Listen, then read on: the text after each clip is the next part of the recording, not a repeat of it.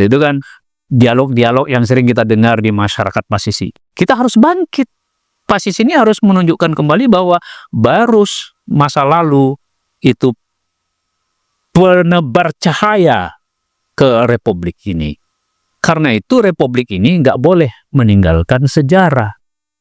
Jadi kalau Bung Karno mengatakan jangan lupakan sejarah jas merah, jangan lupakan sejarah Barus yang memancarkan cahaya untuk republik ini.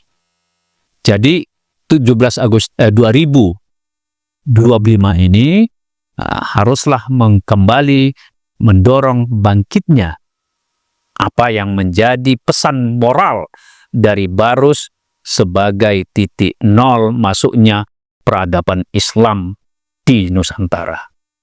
Secara hukum adat, Van Vollenhoven itu mengklaim bahwa wilayah mulai dari Takengon sampai ke Arnatal ini masuk dalam wilayah hukum adat Batak. Nah, masyarakat pasisi tadi yang sudah beragama Islam itu menolak klaim bahwa kami bukan Batak. Mengapa? Karena Batak pada masa Belanda itu identik dengan non-Islam.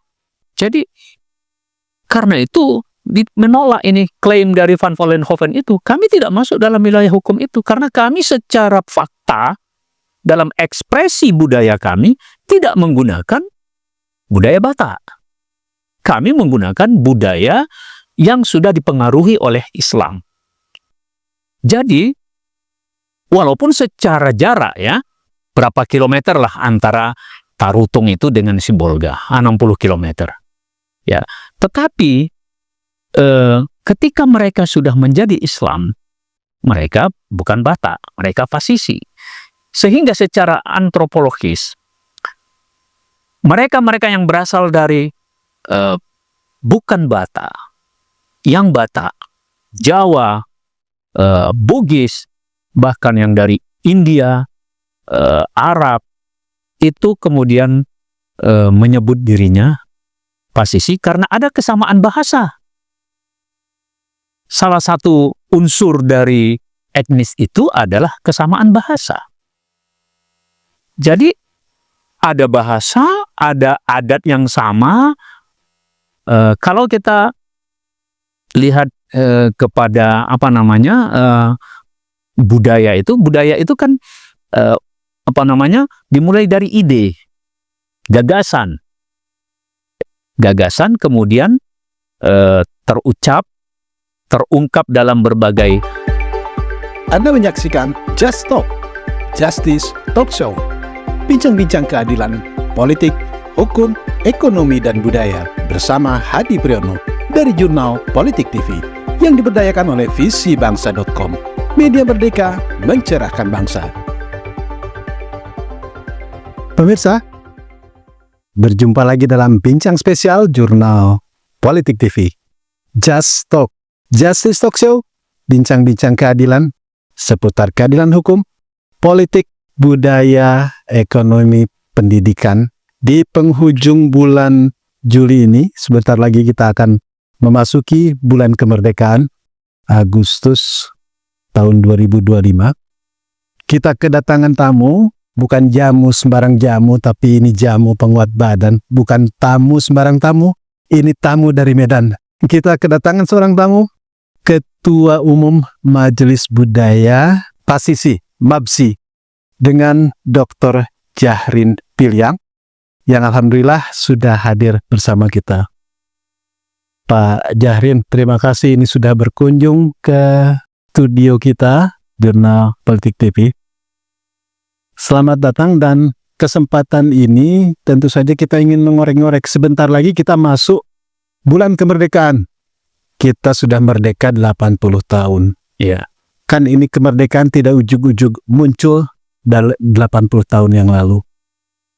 Banyak pihak menyebut ada satu ikatan yang kuat, yang justru ikatan ini tumbuh ratusan tahun sebelumnya, yang menjadi nilai-nilai luhur budaya bangsa kita. Nah, Anda sebagai penggiat budaya masyarakat pasisi. Saya ikut-ikutan menyebut pasisi, walaupun belum tahu persis apa itu pasisi, tapi saya bayangkan ini orang pesisir, ini orang pantai. Apa sih sebenarnya budaya pasisi itu seperti apa gitu? Apa ada kaitannya yang lebih luas di Indonesia ini? Silakan, Ya, ajarin. terima kasih Bang Hadi. Ya, alhamdulillah saya bisa bertemu di di podcast kita ini, Just Talk ya. Ya, stop. Oke. Justice Talk Show. Assalamualaikum warahmatullahi wabarakatuh. Oi Dusana. Itu adalah salam kami dari orang pasisi. Oi Dusana. Dusana. Iya, Bukan Dun ya? Donsana itu dari Minang. Oh, Nah, sampai dia ke wilayah Tapanuli Tengah Sibolga, yang secara administratif sekarang disebut Tapanuli Tengah Sibolga, itu Dusana. Begitu. Jadi mungkin dari nama saya saja, Bang Hadi barangkali sudah bertanya, kok Piliang begitu? nah, ini orang Padang kok ada di daerah Sibolga, gitu. Tapanuli. Tapanuli. Ya. Ada apa? Ya. Dan benar bahwa ini punya sejarah yang panjang. Ya. Ratusan tahun ke belakang. Yang kita barangkali banyak tidak mengenal itu. Jadi, sebelum kata Indonesia dikenal,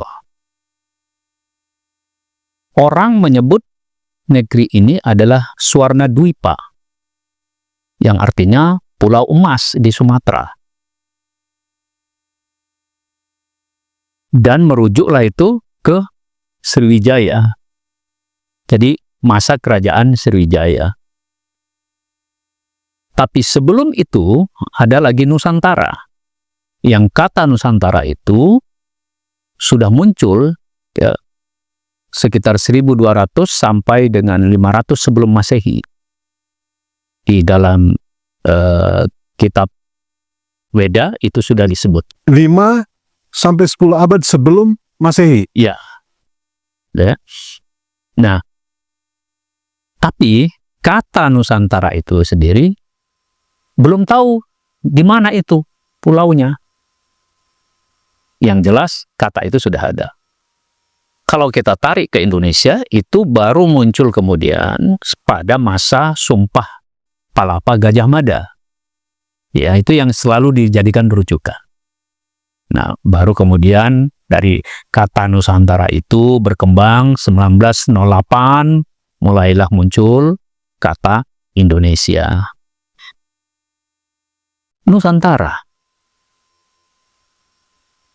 Jadi, kata itu karena tidak jelas di mana, orang kemudian mengenal, dunia mengenal apa yang disebut dengan Borussia. Borussia, Fansur, ya, Fansur.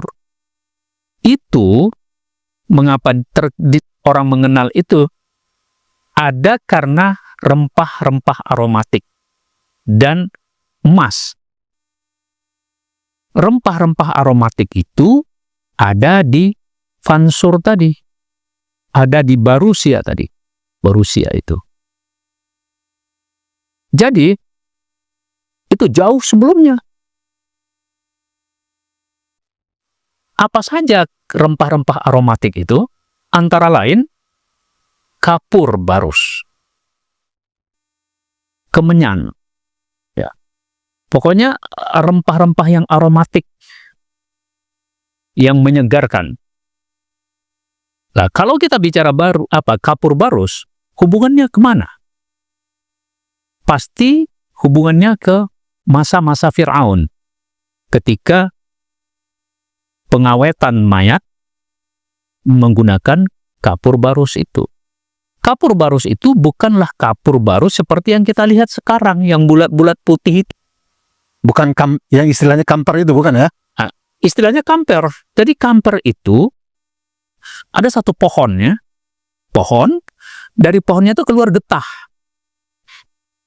Nah, Itu getah itulah yang kemudian yang memiliki daya tarik yang membuat orang-orang dari Afrika, dari Timur Tengah, dari Asia Selatan, Asia Barat Daya, sampai Cina itu berdatangan ke Indonesia. Atau ke Baros ya, bukan ke Indonesia dulu, ke Baros. Belum ada Indonesia. Belum ada Indonesia masa itu. Kalau kita bicara masa Fir'aun, itu masa Nabi Musa. Jadi jauh sebelum itu, yang namanya Indonesia tadi belum dikenal. Orang-orang yang datang dari berbagai penjuru itu ke Baros, ke Fansur tadi, mencari kamper tadi, itu bertemu dengan penduduk lokal. Pertanyaannya, siapa penduduk lokal itu? Pada masa itu. Jadi jauh sebelumnya. Apakah kita menyatakan bahwa penduduk lokal itu orang Batak? Kapan orang Batak ada? Sementara ini wilayah pesisir. Lalu lintas utama masa itu adalah laut, air. Sementara orang Batak di gunung ya. Berada di gunung. Nah, itu satu pertanyaan. Gitu. Jadi, orang Minang belum tentu juga. Karena orang Minang sendiri baru migrasi itu sekitar abad ke-13. Sementara perdagangan itu di abad ke-7 sudah terjadi ya. Sebelum abad ke-7 sudah terjadi.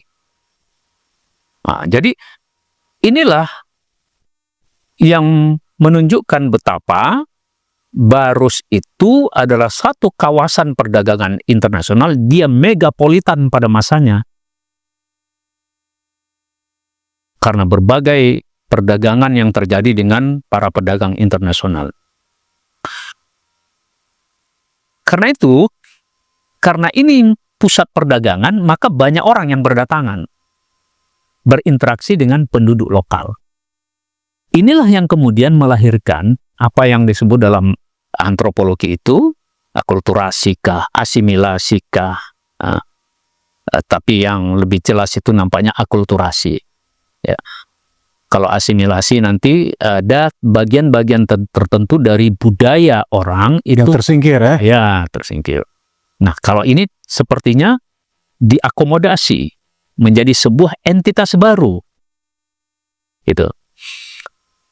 Nah, sampailah kita kemudian ke abad ke-7. Abad ke-7 berarti tahun 600-an. Pada para pedagang-pedagang Arab, Persia, India, Cina, Afrika itu semakin intens datang.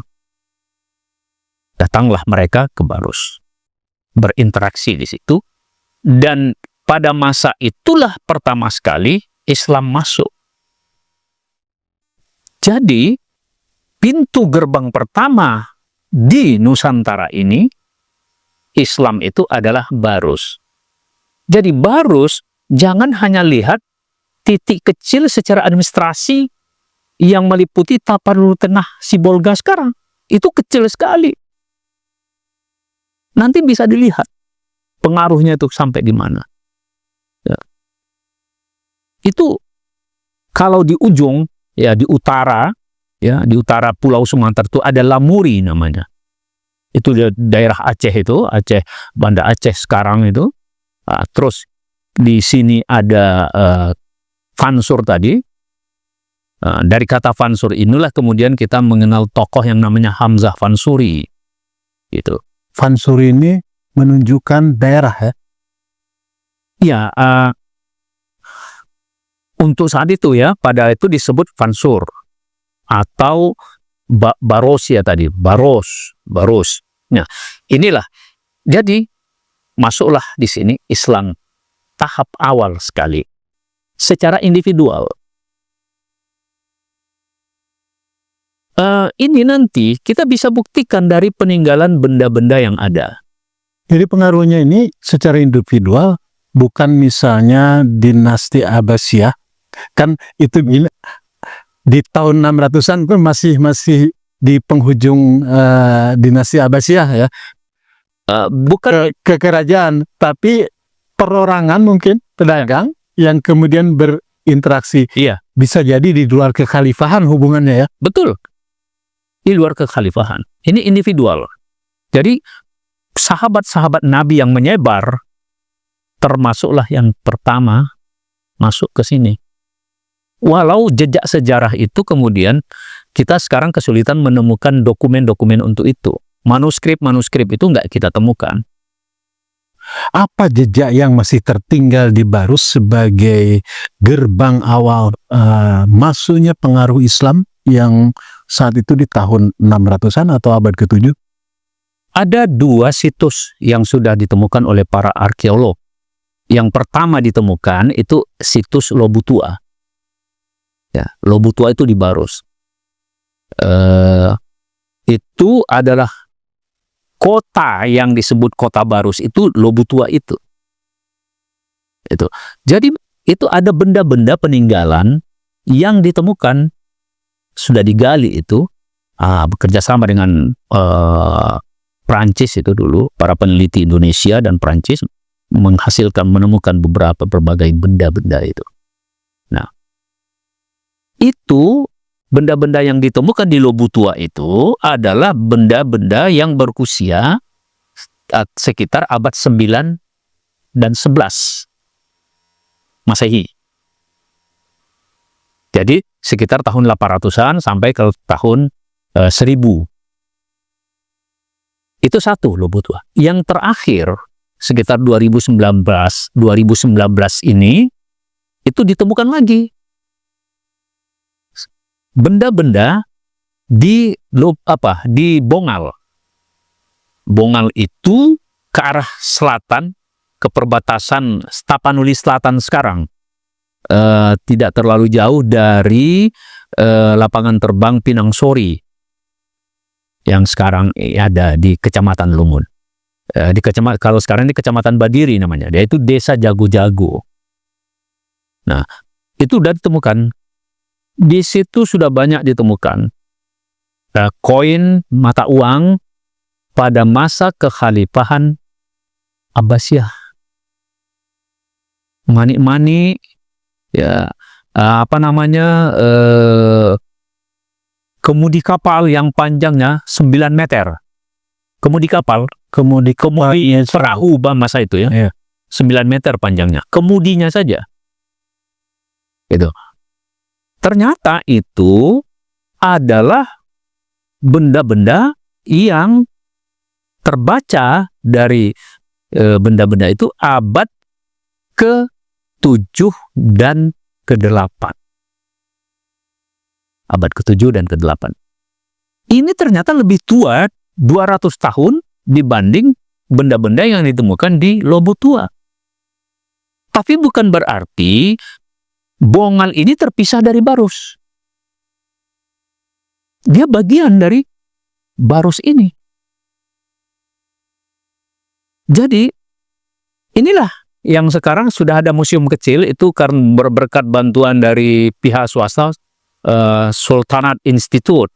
Jadi sudah ada di situ, museumnya disebut dengan Museum Vansori. Itulah data sejarah, data yang membuktikan bahwa Islam sudah masuk di Barus itu pada abad ke-7. Jadi masyarakat budaya Pasisi ini kalau merujuk pada lokasinya tidak bisa disebut misalkan ini hanya ada di Kota Barus misalnya. Iya. Itu meliputi mana saja itu? Kalau kita membaca dari penutur bahasa yang sekarang disebut bahasa Pasisi itu mulai dari Natal, yang sekarang berada dalam kawasan Kabupaten Mandailing Natal, sampailah ke Melabuh. Provinsi Aceh ya? Aceh, masuk Aceh. Nah, yang berbatasan langsung secara administratif sekarang ini, Kabupaten Tapanuli Tengah itu adalah dengan Aceh Singkil.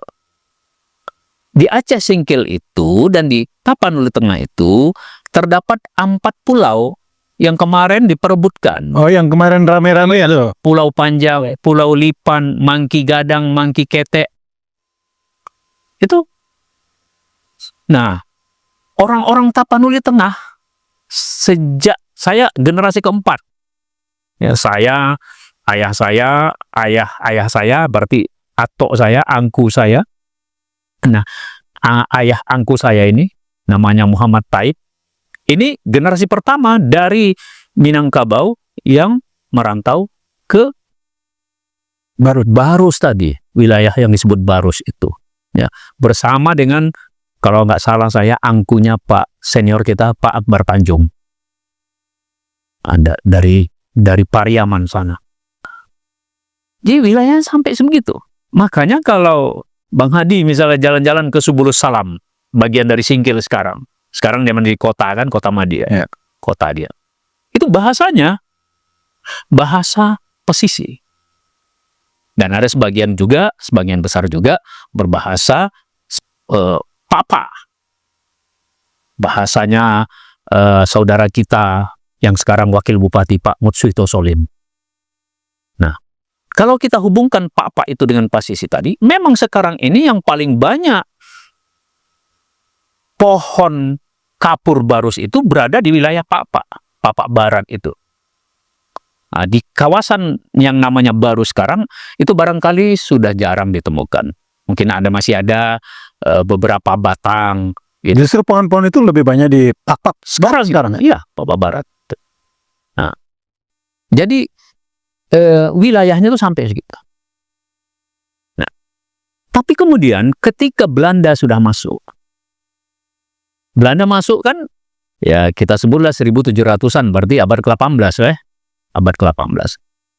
Ketika Belanda sudah masuk ke Sumatera Utara, nah itu kemudian dilakukanlah kolonisasi. Dan biasalah kalau Belanda masuk itu pasti membawa 3G tadi kan, glory, gold, dan terakhir gospel. Itu yang dibawa. Maka terjadilah satu proses kalau disebut kolonisasi yang kemudian menghantam para pendukung budaya dari masyarakat pasisi yang tadi sudah berinteraksi dengan Islam. Berarti kalau di situ yang dimaksud masyarakat pasisi itu sendiri tidak merujuk atau tidak menunjuk pada satu etnis ya? Tidak menunjuk pada satu etnis. Kita bisa jadi dia orang Batak yang merantau, bisa jadi orang Aceh yang merantau, bisa jadi orang Minang yang merantau atau daerah-daerah lainnya. Betul. Bahkan bukan hanya lokal Indonesia, tapi juga luar. India, Arab, Persia, Cina. Yang tadinya cuma berdagang kemudian pasti berinteraksi kan? Yeah. Interaksi itu ada yang melakukan pernikahan, nah, perkawinan silang terjadi di situ. Kalau lokal itu udah pastilah. Ya. Bahkan kalau lokal itu dari Bugis, ya. Jadi tetangga kita Aceh misalnya sering yang dipanjangkan kata Aceh itu Arab, Cina, itu ya, Eropa, Hindia gitu. Jadi itu semua ada di Barus tadi. Karena itu ketika Belanda masuk tadi, ya, lalu Belanda menjadikan satu wilayah yang kemudian disebut dengan Residen Tapanuli 1852. Itu dibentuklah Residen Tapanuli. Residen Tapanuli ini pada mulanya beribu kota Natal, Air Bangis di Natal. Tetapi karena terjadi perang Padri yang demikian dahsyat, Belanda terdesak. Dan ini kemudian ibu kota Residen Tapanuli ini dipindahkan ke Sibolga. Sehingga dari situlah kemudian kata Tapanuli itu menjadi nama sekarang Tapanuli Tengah. Kawasan Tapanuli sampai ke Tapanuli Utara sekarang. Nah, lalu dalam perjalanan selanjutnya, Belanda kan memang ingin melumpuhkan seluruh kawasan ini, taklukan ini kan, dijadikannya negeri taklukan. Secara hukum adat, Van Vollenhoven itu mengklaim bahwa wilayah mulai dari Takengon sampai ke Natal ini masuk dalam wilayah hukum adat Batak. Nah, masyarakat Pasisi tadi yang sudah beragama Islam itu menolak klaim bahwa kami bukan Batak. Mengapa? Karena Batak pada masa Belanda itu identik dengan non-Islam. Dengan kata lain, Kristen gitu kan, sesuai dengan misinya, ya kan? Apa itu tadi? Misinya Belanda tadi ya? Ya, misi Belanda tadi, glory, gospel, gold, itu tadi. Jadi, karena itu, menolak ini klaim dari Van Vollenhoven itu, kami tidak masuk dalam wilayah hukum itu, karena kami secara fakta, dalam ekspresi budaya kami, tidak menggunakan budaya Batak. Kami menggunakan budaya yang sudah dipengaruhi oleh Islam.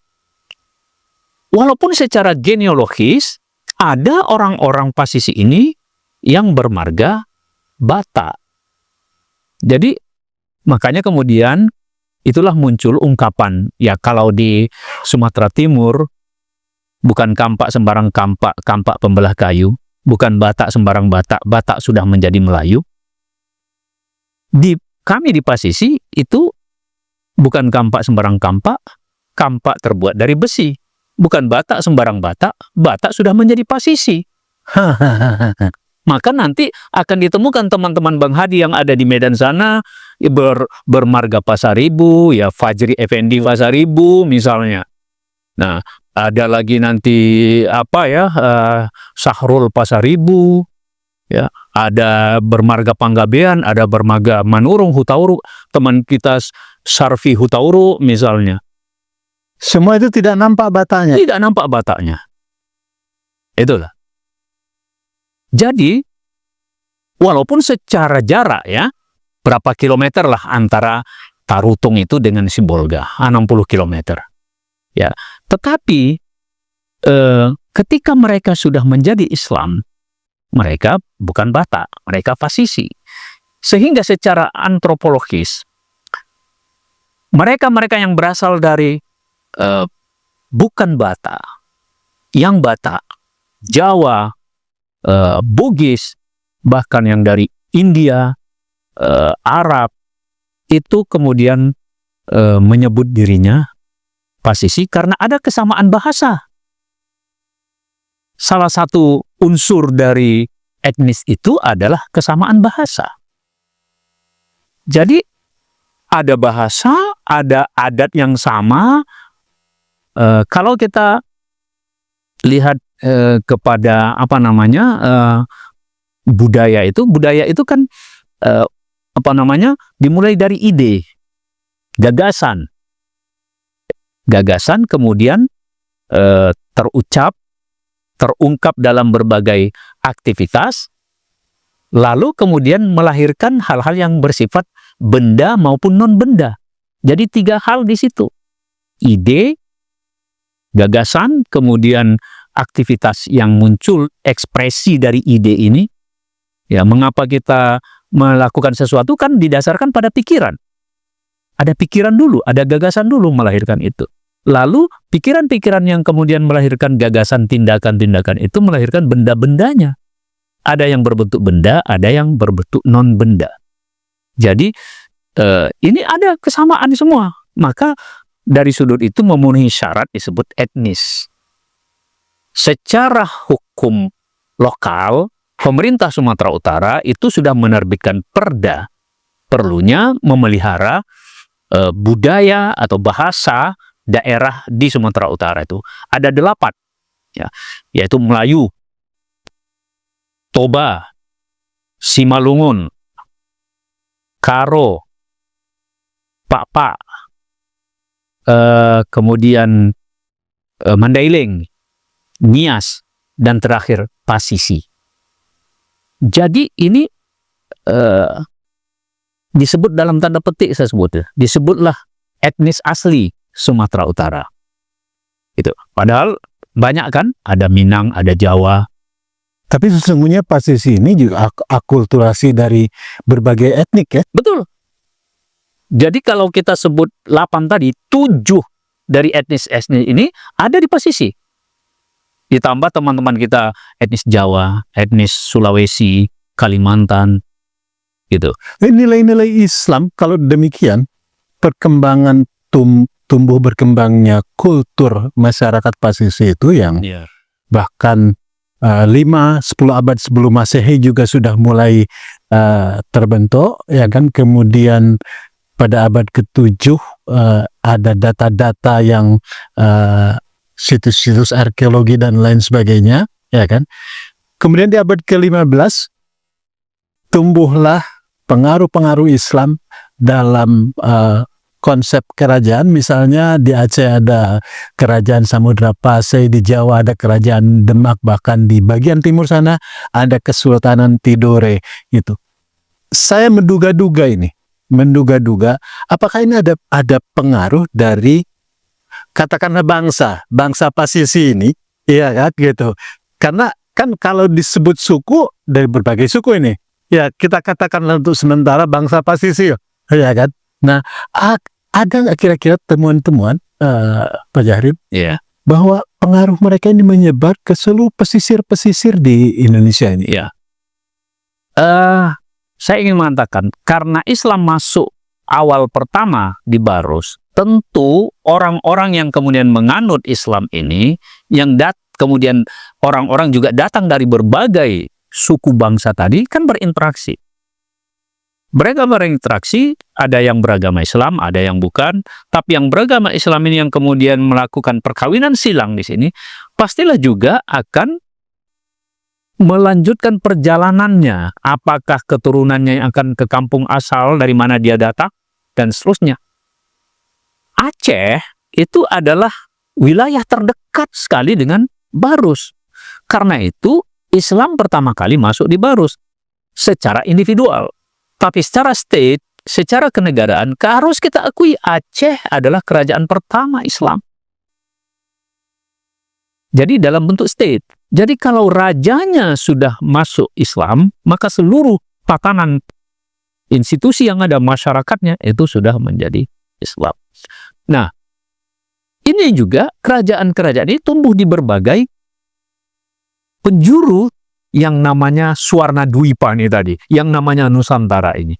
Maka apa yang tadi Bang Hadi sebut di Aceh, di Tidore, di Kalimantan, di Malaysia barangkali, dan seterusnya, itu adalah ada irisan, ya. Ada yang berpendapat, orang-orang ada yang berpendapat bahwa ada irisannya dengan Barus.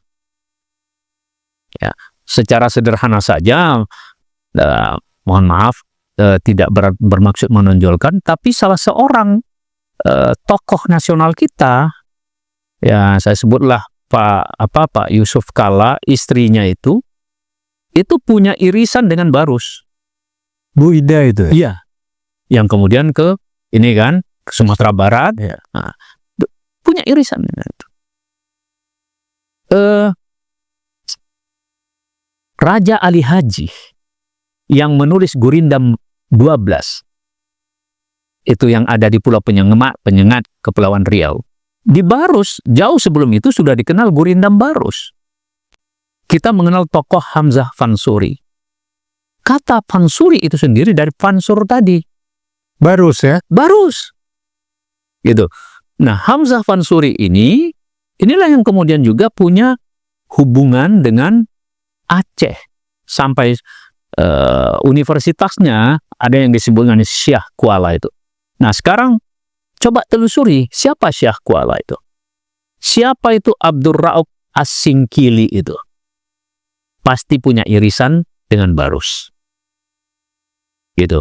Karena Singkili sendiri sesungguhnya Puak Pasisi ya. Dari segi tutur bahasanya itulah yang kita sebut sekarang Subulus Salam, Tapatuan, Rimo, Lipat Kajang, itu Pasisi. Sekarang ini ada lapangan terbang di Singkil itu namanya lapangan terbang Hamzah Fansuri. bahwa teman-teman kita, orang singkil, mengklaim bahwa Hamzah Fansuri itu adalah orangnya, miliknya. Yang nggak ada masalah, silahkan saja. Tapi cek kembali sejarah selanjutnya, pasti punya irisan dengan Barus ini. Jadi kemanapun kita bergerak, karena Islamnya berkembang dari sini. Munculnya. menjadi Inilah yang kemudian memancar ke seluruh penjuru di tanah air ini. menjadi ikatan di seluruh Betul. wilayah yang dulunya disebut Nusantara ini ya. Iya. Nah, untuk membuktikan itu, ya, bahwa cahaya Islam ini yang mengikat, Profesor Deliar Nur itu menulis bukunya itu kan, ya, Parta Politik dalam Pentas Sejarah atau Gerakan Modernis tahun 1400-an sampai tahun berapa itu kan. Nasionalisme Indonesia itu muncul justru oleh Islam ini. Coba kita perhatikan. Ketika muncul Syarikat Dagang Islam tahun 1905, itu jiwanya apa? Islam yang kemudian menghadap para pedagang Belanda itu. Kapitalisme Belanda itu ditentang, penjajahan Belanda itu ditentang dengan semangat, Islam itu muncul. Dan ini mengakar. Syarikat Dagang Islam itu adalah kalangan bawah, rakyat jelata, rakyat paling bawah. Tapi digerakkan oleh Islam, mereka berkumpul di dalam Syarikat Dagang Islam. Kemudian ada juga yang meneriakkan tentang nasionalisme itu. Itulah kemudian muncul apa yang disebut 1908 berdirinya Budi Utomo. 1908. Syarikat Dagang Islam 1905. Lebih duluan. 1908 Budi Utomo itu pun terbatas di kalangan kaum priai. Bangsawan terpelajar dari orang-orang di Jawa. Berbeda dengan Syarikat Dagang Islam. Walaupun sama-sama lahir di Jawa, tapi dia lebih mengakar ke bawah. Jadi, pengikat rasa kebangsaan kita itu justru dari cahaya Islam yang dipancarkan dari Barus ini. Itulah. Kalau kita perhatikan, dengan gerakan itulah Indonesia ini kemudian dibebaskan dari penjajahan. Tanpa menafikan peran berbagai etnik lainnya, ya kan?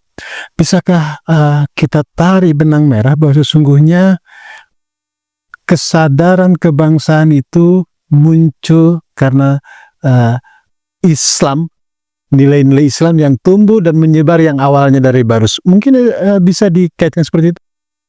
Kalau kita perhatikan catatan sejarah ini, kita harus objektif. Kita tidak menafikan teman-teman kita yang beragama bukan Islam. Mereka turut serta di dalam memerdekakan Republik ini. Tapi juga harus lihat secara objektif catatan sejarah yang tadi kita sebut. Sejak abad ke-7 Islam masuk, apa yang terjadi? Itu semangat itu tadi yang muncul. Awal-awal tahun 1000-an, ketika misalnya dunia Islam pun pada 1258 jatuh oleh tentara Genghis Khan, tapi kemudian kan ini muncul bahwa Islam itu tidak hanya di sana, di kawasan Asia Barat Daya, tapi juga di sini. Walaupun barangkali sifatnya lebih individual maupun kerajaan-kerajaan kecil.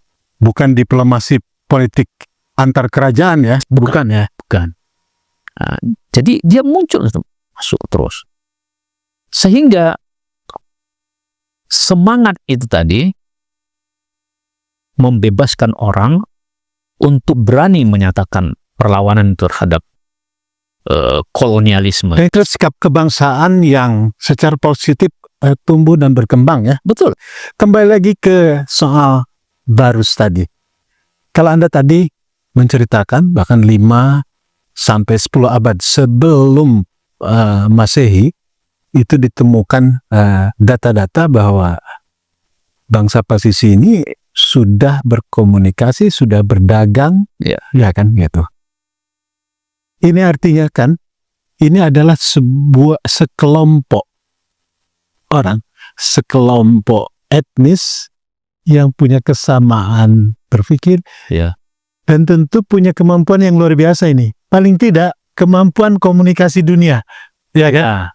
Nah, jadi salah kalau misalkan orang membayangkan kalau bangsa Indonesia itu bangsa yang terbelakang. Ya, Karena fakta itu kan sebenarnya berarti orang Barus itu pinter-pinter, punya kemampuan bahasa global lah kalau zaman sekarang mengatakan. Anda seperti itu. Ya kita harus jujur mengatakan kalau dilihat dari interaksi tadi itu bukan sesuatu yang mustahil. Hanya saja barangkali kalau ditanya mana data yang mendukung tentang itu, itulah memang salah satu kelemahan. Jadi manuskrip-manuskrip yang mendukung itu di abad-abad awal itu kita tidak memiliki. Nah ini yang tugas kaum cendekiawan lah, kaum terpelajar, khususnya orang-orang Pasisi ini harus menggali itu. Sehingga semakin kuat penolakan terhadap adanya klaim orang lain yang mengatakan bahwa Pasisi ini adalah etnis tertentu, Batak kita sebut begitu. Ya, Tapanuli Tengah itu, kata Tapanuli itu sendiri itu baru belakangan abad ke-18. Tadi sudah saya sampaikan data bahwa sebelum abad ke-7 pun sudah terjadi interaksi itu. Dan kata Barusia itu dikenal jauh sebelum abad ke-7. Jadi ini menunjukkan bahwa Barus adalah wilayah yang menjadi megapolitan masa lalu, dan sebagai megapolitan pastilah dia masyarakatnya plural. Ya. Masyarakatnya terdiri dari berbagai suku bangsa. Tetapi yang mengawali peradabannya itu adalah Islam. Gitu. Sehingga terbangunlah suatu tatanan masyarakat Pasisi yang kalau dalam bahasa orang sahabat-sahabat kita, teman-teman kita, saudara kita dari Minangkabau, yang meletakkan sandinya itu adat basandi syarak basandi kitabullah, kalau menurut kami justru dimulai di Barus ini. Ya, kalau Sumatera Barat barangkali kan terjadi pertentangan antara kaum adat dengan kaum agama gitu kita sebut ya, sehingga terjadilah kesepakatan Marapalam di Bukit Marapalam. Baru di situ dinyatakan adat basandi syarak bersandi kitabullah. Itu tahun 1800-an. Jauh sebelum itu, masih di awal-awal abad ke-7, masyarakatnya sudah terbentuk sebagai masyarakat yang adatnya bersandi syarak, syaraknya bersandi kitabullah. Walaupun kalau ditanya kepada saya, mana datanya yang bisa menunjukkan itu dalam bentuk manuskrip atau apa? Ini soal logika sejarah aja. Ini logika sejarah. Itu memang kita belum dapat membuktikan itu. Makanya orang Batak tidak boleh mengklaim menyebut bahwa Tapanuli Tengah itu Batak. Orang Minang juga nggak bisa. Walaupun 90% bahasa Pasisi itu mirip dengan bahasa Minang. Kenapa Minang baru datang ke sana abad ke-13 tadi? Nah, ini kumpulan dari berbagai bangsa ini yang membentuk satu kelompok Pasisi. Mengapa menjadi Pasisi? Karena Islam. Kalau bukan karena Islam, tidak ada Pasisi. Jadi katakanlah bangsa Pasisi ini sendiri boleh disebut sebagai bangsa Islam gitu ya. Jadi tak Pasisi kalau tak Islam gitu. Iya. Tidak Pasisi kalau tak Islam. Maka kalau orang Minang bilang, Minangkabau itu kan, kalau orang Minangkabau itu murtad, ya kan, Minangnya hilang, yang tinggal Kabaunya aja. Jadi kalau orang Pasisi tidak beragama Islam, dia bukan Pasisi. Walaupun teman-teman kami yang ada di Pasisi itu, di Barus, di Sibolga, di Sorkam, di Jago-Jago, pokoknya kawasan Tapanuli Tengah sekarang itu. Walaupun teman-teman kami yang bukan beragama Islam bisa berbahasa Pasisi, itu secara secara kultural interaksi kita, bolehlah kita sebut kami orang Sibolga, kami orang Pasisi. Tapi akan lebih akan lebih akurat secara hukum, kira-kira gitu lah ya, dalam tanda petik ini. Kalau sudah Islam, Pasisi. Kira-kira begitu. Kalau Bung Karno menyebut Islam itu adalah sebagai apinya revolusi, api revolusi, bolehkah kita sebut bahwa api revolusi itu, Islam itu justru mulai bersinar, mulai membakar di Barus? Api kebangsaan, revolusi kebangsaan itu dimulai sesungguhnya ratusan tahun sebelumnya di Barus. Iya, kalau kita mengambil konsep Barus itu adalah Indonesia sekarang misalnya, justru dimulai dari situ. Nah, tetapi juga kan saya katakan tadi, ini mengalami fase kemunduran, kalau dalam kita sebut dalam tanda petik lah ya, kemunduran. Muncul kan kemudian Hindu, ya kan, memang lebih duluan Hindu lah dari sudut agama gitu ya. Tapi dari sudut agama formal kerajaan mungkin.